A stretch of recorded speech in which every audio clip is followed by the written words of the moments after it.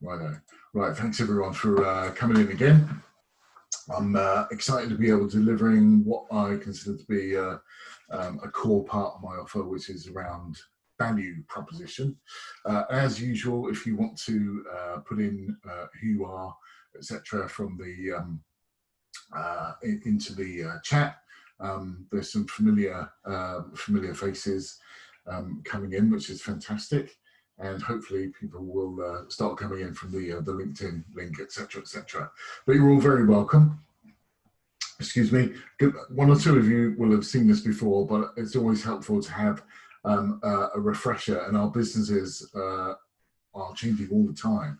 So particularly in light of current market dynamics, we're having to pivot and all the other words that we're associating with those market changes, and having to think and reflect about all our, or having to think and reflect upon all our changing market conditions, the context that we're operating in, the way our company itself is evolving and adapting to those market conditions. Morning, Steve Durkin, long time no speak. So it'd be grateful if you could just enter your geographic location where you're coming in from. That would be really good. Sort of introduce you to everyone else on the call. There'll be others joining soon. And where would you currently score yourself at the minute in terms of your articulating your value proposition or pitching, if you like, your company? So I'm trying to imagine you're at a networking event or something like that. You someone invites you into their circle of four or whatever it happens to be. They say, Ralph, nice to meet you. What do you do then? You know, what are the next kind of 20 words that come out of your mouth from there? How do you position that? So you know, what I'm wondering doing that in a nutshell. I've had a long career, 30-year career in corporate sales and B2B, big companies, small companies, worked with them all. Morning to if you're just joining us. I'm now a sales trainer. I work with several business schools on lecturing, visiting lecturer at Aston and at York as well. And I work with BCU, mentoring some students.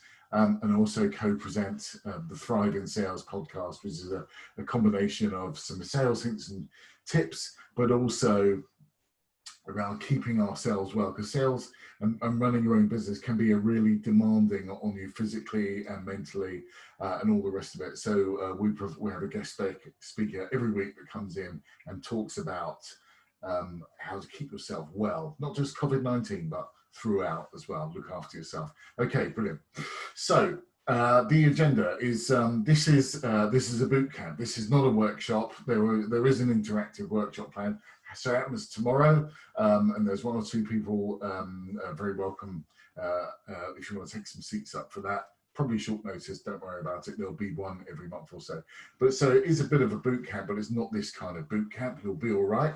If anyone recognises that scene, The Scariest, and actually he was a sergeant major in real life. He was a technical advisor on the film, and he was really frustrated by the actor that was currently in place as the sergeant major, and he kicked him out and he took over. So R. Lee Emery did that. Okay, right, so we're going to define a value proposition, exactly what that is, and why do you need one? All businesses, and in fact, even if you don't have one, you have a default value proposition, which is whatever comes out of your mouth. So let's make sure it's going to be the right words, saying the right things, and compelling the right kind of actions, if you like. Righto. So what's next? We'll tell you about a pitch structure and a flow, so that you can kind of tell a story, if you like, around those next 30 seconds or 60 seconds or whatever it is you're allocated to talk for. We'll tell you how a Hollywood A-lister does it, and we will also we'll also ask for a volunteer if you're up for that. We'll also ask for a volunteer if you're up for that afterwards. Welcome, James, if you're just joining. And some questions if we've got some time. It's a live show. 1 second. Yeah, it's been quiet all morning.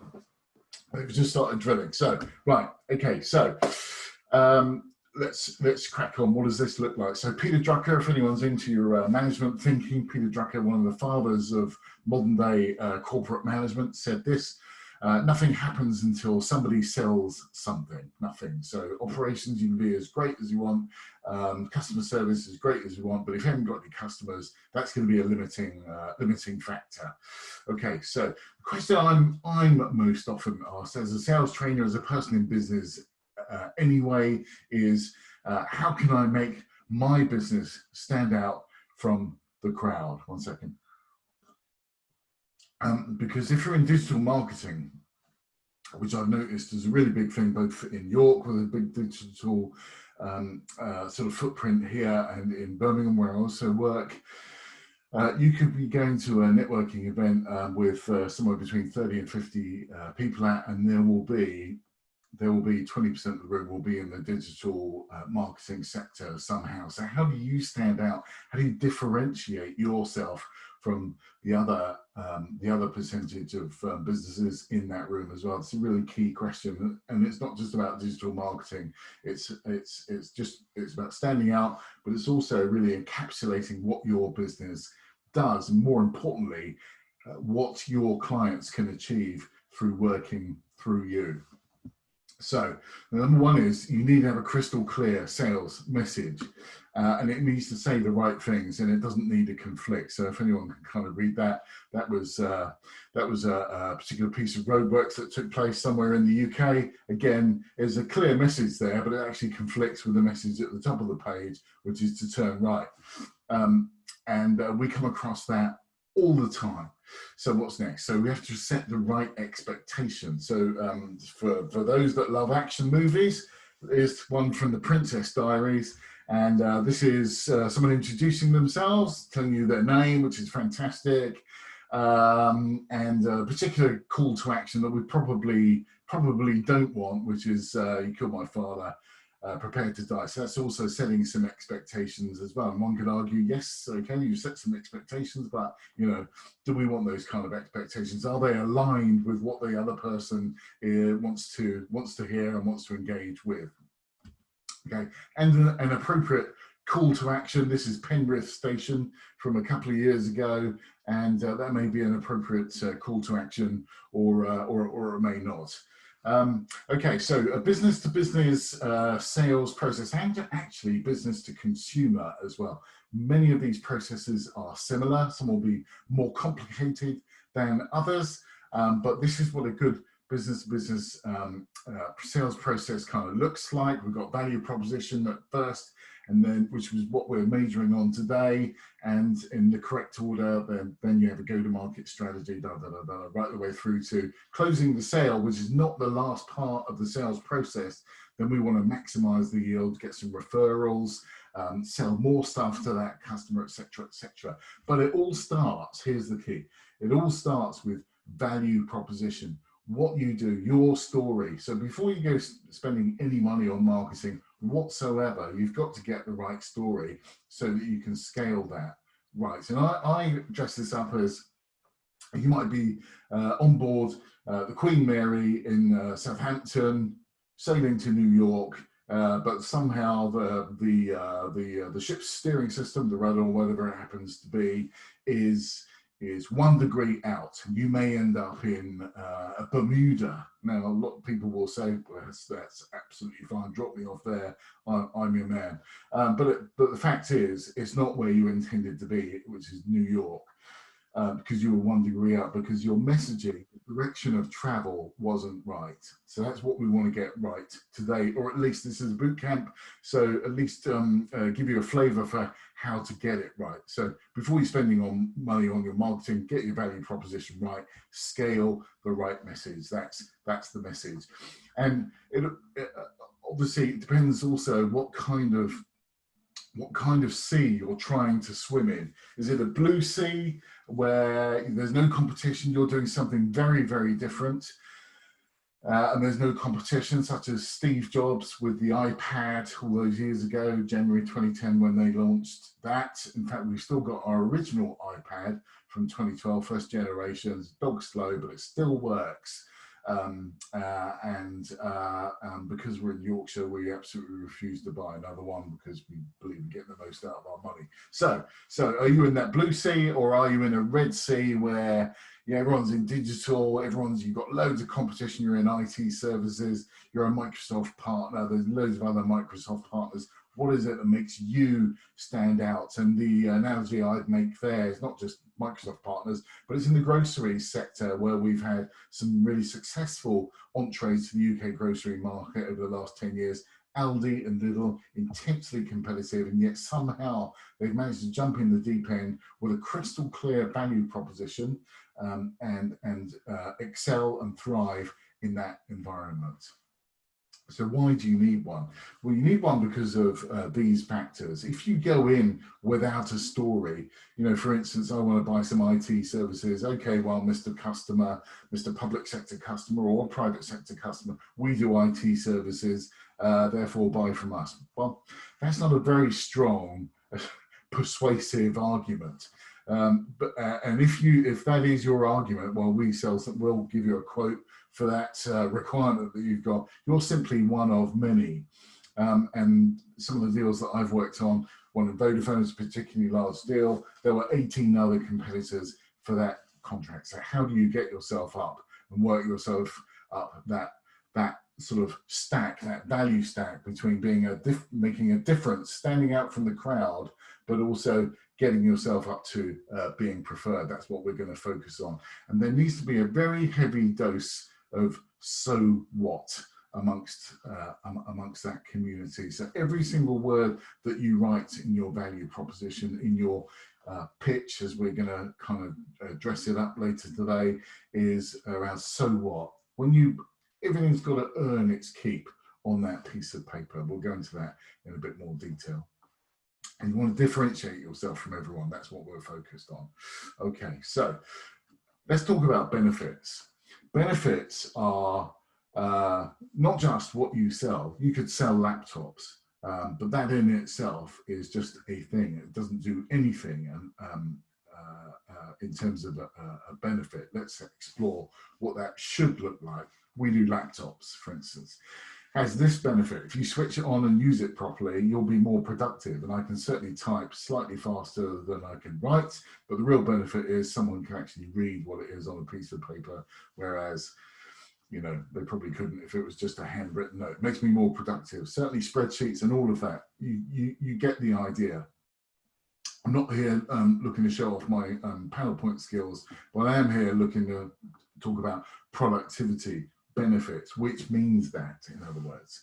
Okay, so if you're delivering laptops, you're delivering a service, and the way that you deliver IT means it's 30% cheaper than with the other guys because you've got some cool processes that maximize the amount of uptime for those laptops, for those networks, etc., then that's a differentiator.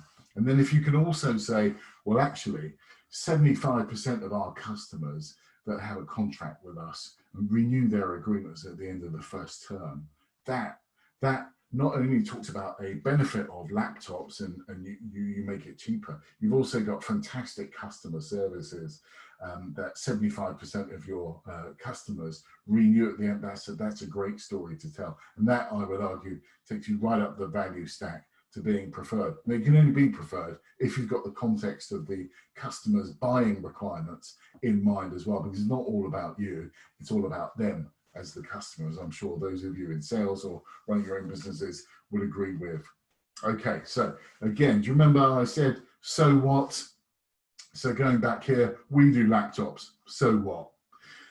You keep asking that question, so what, until you really strip back to the center of the onion, which says, if you buy laptops from us, it will be cheaper because they're 30% more uptime, and you'll love our customer service so much that you'll renew at the end of the first term. That makes you very much different and very much more preferred. Okay, so keep asking, so what? The guidelines for doing this, I think of value, I'm a bit of a maths geek, so I think of a value proposition as an equation, and it's your offer. We do business consulting. car park management systems. We're a Microsoft partner. Whatever it is that you do, that's your offer, your package to the market. You might do fantastic databases. That's just what you do. It doesn't really matter what you do. It's how it affects your customer and how you make their lives better. You will offer them benefits by using our fantastic database, our IT systems, whatever it is. You will achieve these benefits, and it needs to be related to costing them less money or increasing their revenue. Perhaps you help them sell more stuff. Perhaps you deliver websites that offer increased throughput. You can take much more traffic using our stuff. You can sell more. That's the benefit. Some contextualized case studies. So where you've done this before, because no one, and at least one of you is launching a new product, and you won't, you haven't got a whole stack of customers. And so sometimes it's very hard for people to take this on faith. Okay, so if you've got some case studies where you can point someone towards, we've done this for that customer over there, they're very much like you in terms of size, in terms of sector, in terms of how they're going to use our products or service. And we did a great job for them, therefore there's a good chance we'll do a great job for you. That makes you low risk and very selectable. And in your target market, what kind of customers are you looking for? And then is there a clear call to action at the end of that? Okay, then so how you benefit your customers will either be cost or revenue that my company could bring to your company. Those case studies we just talked about, the target market that you're looking to win, is it a particular sector? Is it just SMEs only, or is it large corporates only, or is it micro businesses only? Whatever it is. Are you financial services? Are you manufacturing? Are you public sector, local authorities? Whatever it is, you just need to be really specific about what it is that you're doing, so that the person on the other side of the table says, I get it, and they want to take it further. They want the next, whatever your next step is. Is it a meeting? Is it a conference call? Is it whatever? So that call to action. Or is it, if you've got loads of deals on at the moment, go to our website for the next, to get the most up-to-date offers, most up-to-date deals from our website. Or do you want a referral? Is that the call to action? Okay, Mr. Customer, we've done a great job for you. Who else in your organization, could be a big company, another part of the company may need your service. That's a referral. Or it may be, who else in your professional network would you mind referring us to? That might be the call to action, and that's real smart salesmanship or salespersonship. Also, I would argue, be bold, use numbers. Numbers just bring case studies to life. So we had, I don't know, 30,000 clicks last month versus 10,000 the month before. If you're into digital marketing or SEO or something like that. So you can show the previous case and the new case by using your service. But numbers just bring some specificity, just bring that argument to life. And then using, excuse me, using concise and clear language with zero waffle. And I won't major on that, but zero waffle or BS or jargon. It's got to be really simple to understand. And if you're going to use jargon, it needs to be relevant. If you're selling something very technical, like software of some kind, and if you're speaking to a managing director of a business, they may not be interested in speeds and feeds, in bytes and bits and all of that stuff. They'll be interested in what your software can do for them as a company, as it relates to cost, as it relates to revenue. That's what they care about. And again, asking yourself that so what question. And a so what might be, I just helped this company with their cold calling skills and they generated 30% more appointments last month. That might be your so what. Or I recently helped Leonardo DiCaprio improve his acting skills, and as a result, he just won an Oscar. That might be, someone's already beaten you to that, by the way, if that's what you were looking to do. But That would be a great case study and a great example of a value proposition. Okay, so here's an example that works for me. Excuse me. I'm Keith. I run Sales Marvel. That is a so what, but it's nice to know my first name, maybe. We help our clients win more business. There's a benefit right there by dramatically improving their sales skills over the phone, online, or in person. That's just what we do. It's our offer, hence O. And recently, so we're going into case study territory here, I helped a 4-person marketing consultancy, my target market, smaller customers, win a large corporate client, their target market. Do you remember I said if you can affect their revenue, that's a great place to be. So I help them sell into that market, which is their target market, by crystallizing her sales messages offer. So that's just what I did. So basically they had this presentation, which was fantastic. God, there must have been 84 slides there, but that was about 78 too many. So what I did was I just helped, okay, well, that's really interesting and it's probably all factual, but let's find a way of cutting that down, because you're not going to get 2 hours of a CEO's time. You're just not. You'll get, if you can't make your impression in about 10 minutes, you've kind of lost from there. So that's what we did. Anyway, she won that deal. That's a benefit for sure, which was 40% of her next year's revenue. Again, another benefit.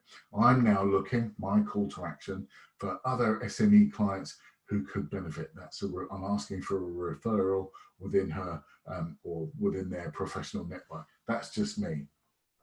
Okay, from acquiring these same skills. Okay, so that was about 72 words, and that was therefore about 30 seconds. So you can scale that up if you're being given a 60-second pitch or otherwise. So here I'm gonna try and juxtapose some technology for a second. So here we go. Here's what I think is the best practice example. So just 1 second. Let's us get to ding, ding, ding. We are gonna F5. Right.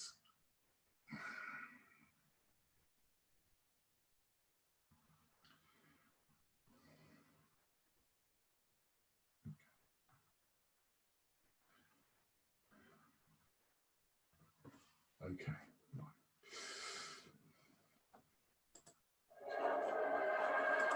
Now, just thumbs up. Could you hear some music there? And I just want to make sure that we're with, yes, okay, fantastic, right. So I'm going to play this all the way through, and then we're going to have a quick sneak peek at what happened afterwards. You may recognize this character already.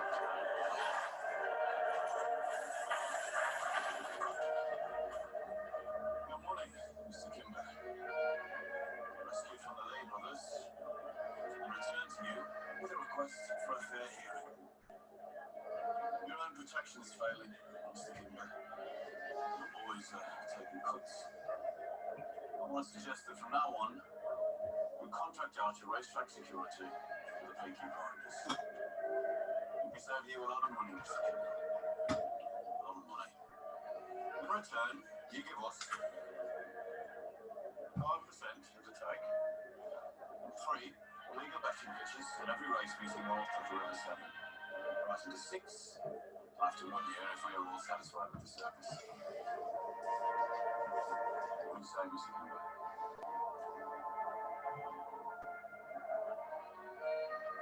I say talk business to my company. Not when I don't.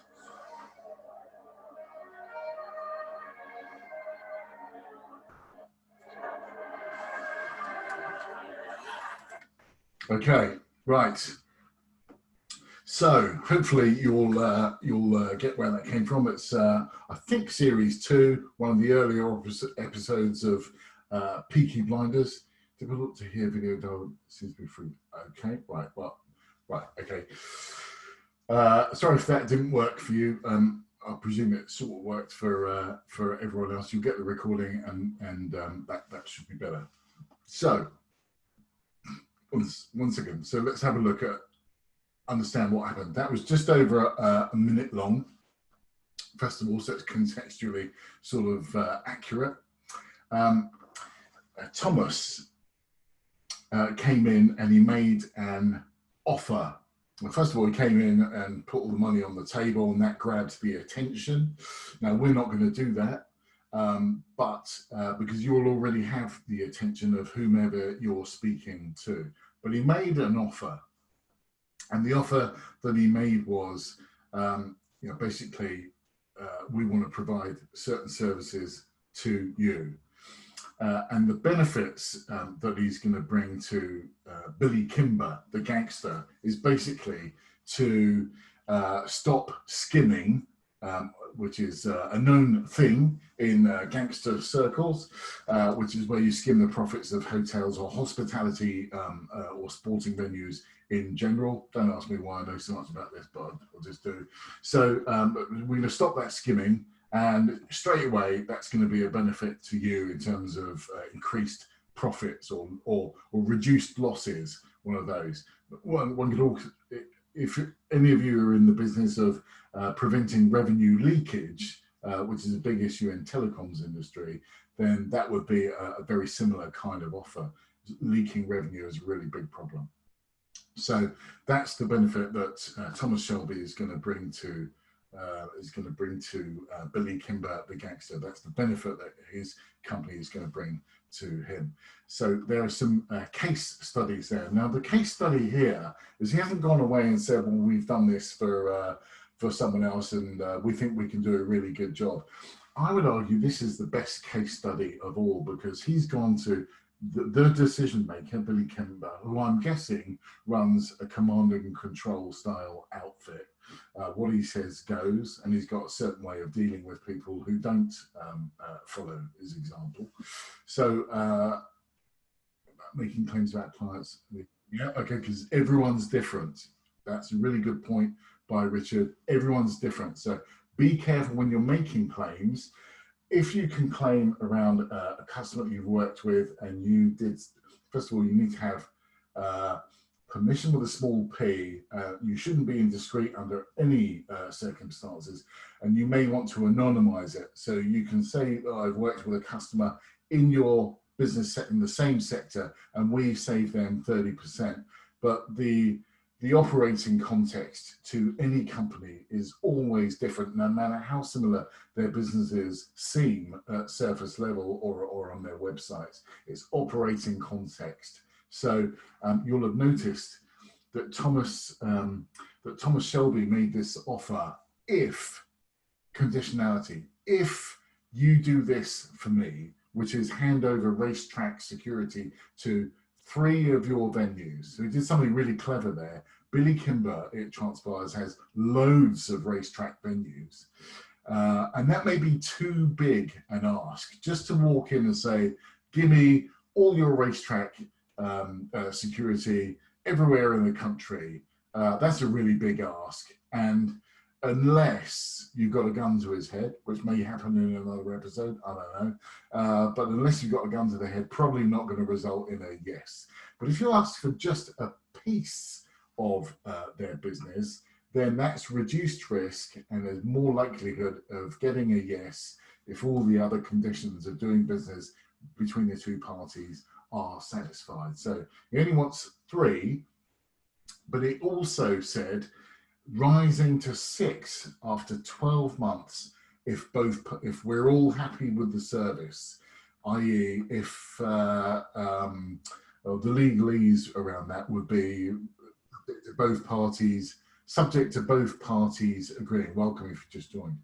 That's a really interesting way. So he's not only done a flanking sales strategy, was just asking for a piece of the business. He's also got some conditionality.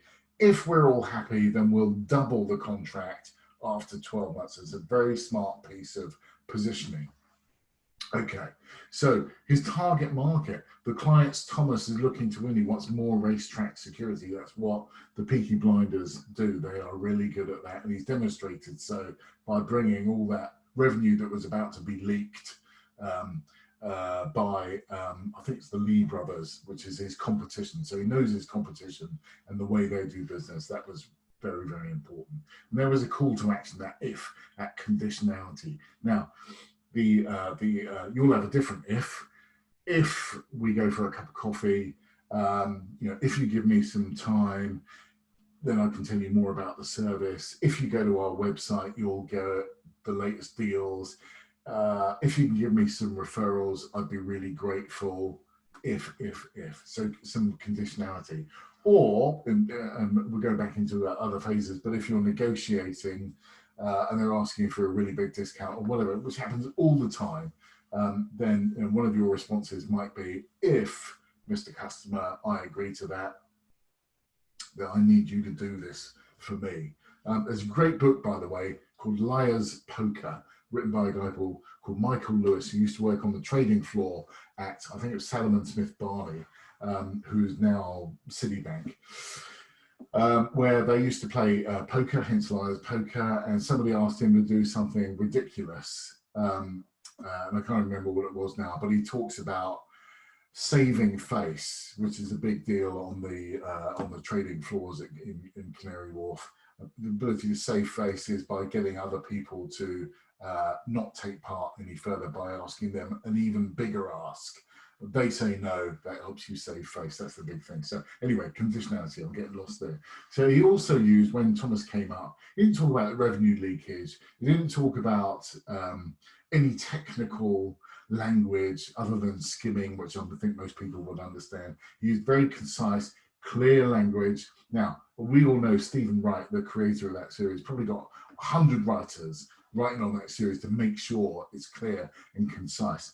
But at some level, we can all understand that conversation, and we should all be able to emulate that conversation as far as is possible in our own worlds, making our offers to customers. The old Glaswegian thing, which is making them an offer they can understand. That's a really good place. Or if you're in the Black Country, Ralph, they're making other people, in other parts of the West Midlands, an offer they can understand. That would be a really good thing to do. But also, every single piece of that dialogue could be subjected to the so what test, which is a brutal test because it's really stripping you back bare as to what you've got down on a piece of paper, the so what test, but it's an essential process to go through. Not an easy process to go through, but an essential process to go through, because we all love, no one wants to be told their baby's ugly. We all love our businesses and what we do and all of that, and nobody wants to be told, Keith, that's crap, or whatever it happens to be. Okay, and he used numbers, 3, give me 3 racetracks. And after 12 months, there was some really good specificity around that offer. It was crystal clear. I love that about that. Okay, so we are kind of summing up this piece of it now. Yeah, okay, James, well done. So again, we're not all going to be going into a excuse me, a 60-second pitch. But the context of getting this story right has other benefits for your businesses. But the summary would be, what's the goal, minimum acceptable result? And going back to some of my previous webinars, if you go into a meeting or whatever it happens to be, you should have a ceiling. This is the best possible result I want from this meeting. Or a floor, a minimum acceptable result. Even if I can't get the order, I can't shake hands on a deal, I would at least be able to get this from the meeting, which is, I don't know, a referral or an opportunity to go back at another time or something like that. But get your best possible result, a minimum acceptable result, get them fleshed out. To be understood. So speaking clearly, and when you're giving a pitch, by the way, as you will do, whether it be online or before too long, we'll be able to give face-to-face pitches if you're confident, if you're comfortable in so doing. You will almost certainly have to slow down. If you've got an accent, you will almost certainly have to slow down just a bit to ensure that your offer, your pitch is understood. The average human being speaking, like I'm speaking now, is 140 words per minute. So, which means that it's just over 2 words per second. So if you're in a 60-second pitch, obviously that's going to be 140 or 140 or so words in that minutes. But conversely, if you're going somewhere, and this is why you need to find out how long you're going to be given beforehand. If you're going somewhere that only allows you 30 seconds, then obviously you've got a choice. You know, the speed up, which goes against these rules of slowing down, you're only going to be able to deliver perhaps one case study, perhaps talk about only one of your services. You're going to have to reduce that down to 30 seconds, therefore 70 words. I've laboured that, but it was an important point. Give yourself prioritised benefits. Benefit 1, my most important benefit, which might be increased revenue, reduced costs.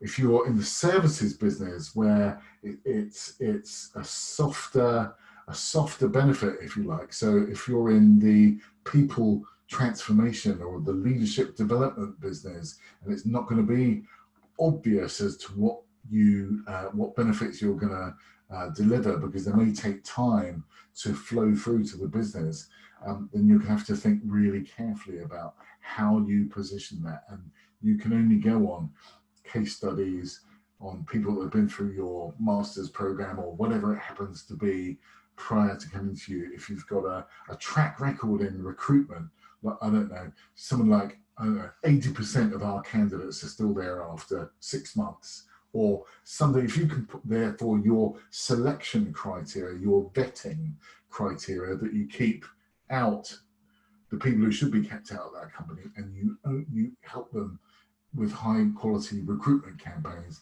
then that might be something that you can talk about, your prioritized benefits right there. Case studies, yes, and a crystal clear call to action. I feel like I'm repeating this, but it is absolutely vital. The So What test gets applied all the time. No small talk, no BS or technical jargon, unless it's specifically relevant to that audience. Now, I ask you, once you've got this material available to you, once you've written down your pitch, as we're calling it for the purposes of this boot camp, does anyone want to put in once you've got that and contextualized it and got it written down, can anyone guess in the chat box where else you might be able to use or reuse that content that you all have produced about your business? I'm just gonna hang on a second here for some responses.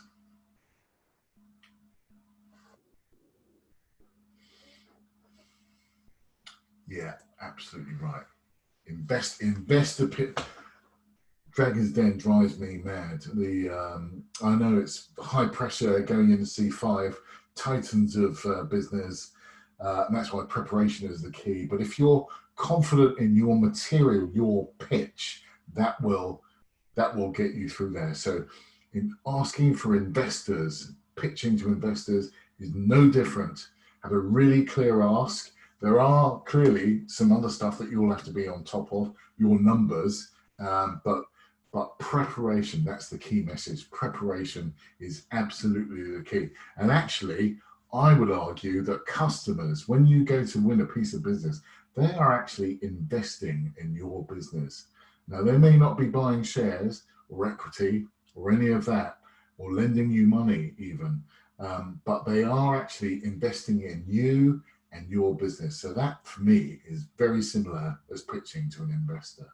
You need to be. And James Clayton, yeah, thank you. Social media and networking events. I imagine this came out of some speed networking. I don't know if anyone's ever been speed networking before, but I would, and I don't want to be critical of my contemporaries, but when I first moved to Birmingham, sort of 2.5 years ago, I worked with the chamber, got a membership, and they were fantastic in helping me locate some events. And I went to speed networking as a way of getting my brand, my persona around, if you like. And the great thing about speed networking is you can meet with 20 plus people and pitch to them. It's very tiring, but I found that people would sit down with me. First 10 seconds be wasted on, gosh, it's really busy here this morning. Do you remember I said no excess baggage, no so what's?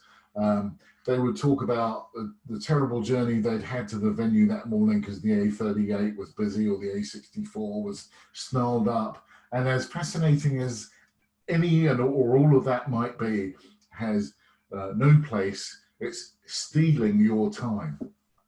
So that's why I imagine this 60-second pitch. How can you do this really effectively? And I think this is a fantastic way. In fact, one of my clients out in Tamworth, not the one I was referring to earlier on, but another full-person marketing consultancy, actually, thinking about it, who sell to all kinds, mainly HE and FE type places. She's actually got her pitch typed up, printed out on the wall as a reminder to galvanize her company, very small company, what it is they do. They do this, very specifically this, around branding and innovation, but that's what they do. And if any leads come in to the organization that don't really fit what they do, then I'm not saying they say no, but they think very carefully around, do we stand a chance of winning this? Because a lead, frankly, an unqualified lead, is just an opportunity to do loads of work for zero return. So that's why leads have to be qualified. So if your pitch is right, if you've captured the essence of your business and what you do and what you excel at for a living, if that's right, you will close more business because you'll only be working on relevant leads that are right for your business. Anyway, I feel like I've kind of majored on that, which is sort of the point. You can reuse that once you've got that. It's your social media, it's your website,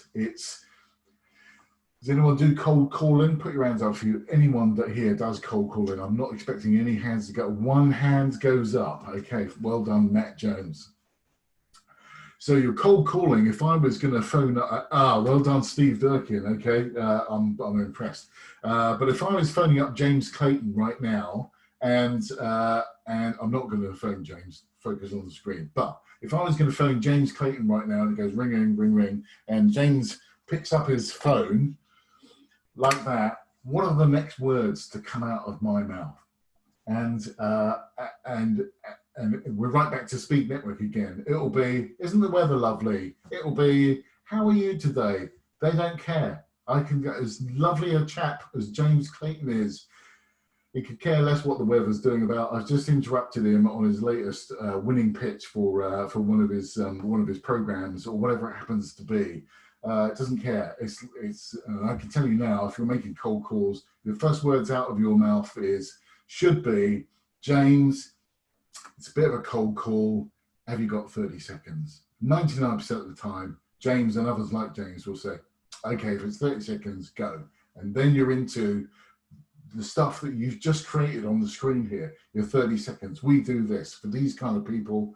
Don't suppose you're grappling with any of those issues. Anyway, so that's what I wanted to kind of talk about.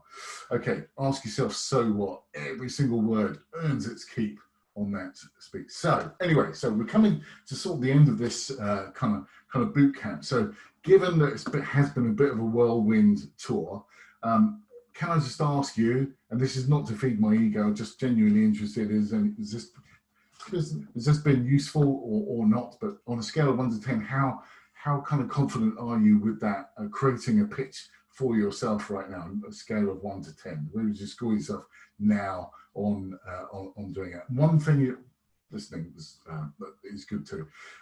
One thing you're going to do now, well, some high scores there. What one thing are you going to start doing as a result of this? And what one thing also are you going to stop doing as a result of this as well? That would be fantastic to hear. So we've got some really high scores there. My screen's not big enough to go up to what they were like, but I hope that's an improvement of at least a point or two. That would make my morning if we got a few people. Okay, so clear call to action. Yeah, brilliant. Absolutely. Otherwise, it's just tea and biscuits, and I've made a career out of that, and it's got to stop. So, okay, right. So, open. Thank you, Richard. That's kind of good. So, are there any questions? Doesn't have to be about this, but are there any questions at all that someone would like to ask? You're very welcome to come off of mute and ask it out loud, or dump your question into the chat box. Yes, the printing it out, putting it on the office wall is alignment. But the hallmark of any good quality company is how aligned they are on their mission and purpose. Would someone like to ask a question? Nope. You, Susan? Was that Ralph? That was me, yes. For those of you that don't come with the Black Country, this don't come with subtitles. So, what time and when? What about details about your session tomorrow? Oh, okay. Fantastic. Thank you. My very next slide. I paid Ralph 100 quid to say that. Thanks, Ralph. Yeah, now the check's in the post. Yeah. Okay, but it is tomorrow. I will send a link out to in the saved chat, and just either the saved chat or Ralph, I'll send you a direct link as you've asked for it. It is a workshop. It's an hour and 3/4. Are there any other questions before I sort of move on? I think there's a facility, I can't remember how to do it, but if you want to, you can save the chat. I think if you click on your own screen, the three little dots on the bottom. Yeah, the three little dots on your screen, if you can see those. If you click on those, you should have the opportunity to save chat in amongst that, if that kind of helps you. Righto. So thank you for that, Ralph. That's kind. So resources, I will paste into the chat box. But there's I've produced an ebook, which is this right here. And for those that were on my LinkedIn earlier on, so rather than just sending out the slides, I thought I'd put it together in a sort of more concise, practice what I preach, frankly. More concise documents that you can read through, but also write on, because I'm still a written kind of person. I find it helps to jog my memory and just put down what I need on a piece of paper. So I'll do that. I can send you a blog on what your LinkedIn profile photo, if you have one, says about you. I'll do that afterwards as well. If you're connected, I think we're connected to most people. Might be one or two that I'm not connected to, but that's my link on the screen. In fact, what I'm going to do is think that, and if I now think, if I do that, then I should be able to dump this into the chat box. Are there any other questions just while we're sort of on the line here? Here we go. Chat more. Oops. Chat and think. There. Right. You should be able to. There you go. You should be able to save your chat box, and you'll have those links. If not, I'll include them in the post-webinar email that comes out with a link to this recording. So I hope that will make its way to you. Okay, so wrapping up. Yeah, tomorrow I'm going to be doing, or rather next week, the free event that I'm really enjoying doing, frankly. So I'm going to do this every Wednesday at 11 o'clock. So if you follow me on Eventbrite, then you'll get to know what gets posted. Excuse me. But I'll be running another LinkedIn Basics because I couldn't cover everything last time. We had loads and loads of questions. So I'll be doing that again. It's proven to be really popular. So I'm going to assume there's a demand in the marketplace for it. Tomorrow, there's an interactive workshop. I'll send you the link for that. It starts at 11 o'clock and it finishes just before 1. And I'm going to help a number of people develop their own 60-second pitch, if you like, again, to create that content and use that for their business so they can reuse it on lots and lots of different sort of aspects of their business. And so you follow me on Eventbrite, that would be fantastic. And if you are so inclined, I'd love a recommendation on LinkedIn if you can kind of live with that. Let me just put that down there. That'd be great. Okay, brilliant. So we've done that now. So for all of those that would, I'll send you, if that's okay, a link to the, not a link, but I'll send you the PDF of this ebook anyway. You get that whether you like it or not. Just say thank you. You can catch this on YouTube. For the moment, it's open, free access. There's loads of other resources on there if you want to know about any particular aspects of selling. If you want 15 minutes with me, every Monday or Tuesday I have some time slots available. It's complimentary. There's no obligation or perceived obligation at all. If you just want to talk about 15 minutes on a particular subject, I'm very happy to do that. You can message me, keith@salesmarvel.co.uk, or the website there, salesmarvel.co.uk. And lastly, the Thrive in Sales podcast, which I know at least one or two people on the line have subscribed to. Thank you for that. There's sales hints and tips, but also about wellness, which is majorly important, certainly for me and others close to me at this point in time. Thank you very much. I really enjoyed it. If there are no more questions, I'll close off the recording just now. I wish you a fantastic rest of the day. Go get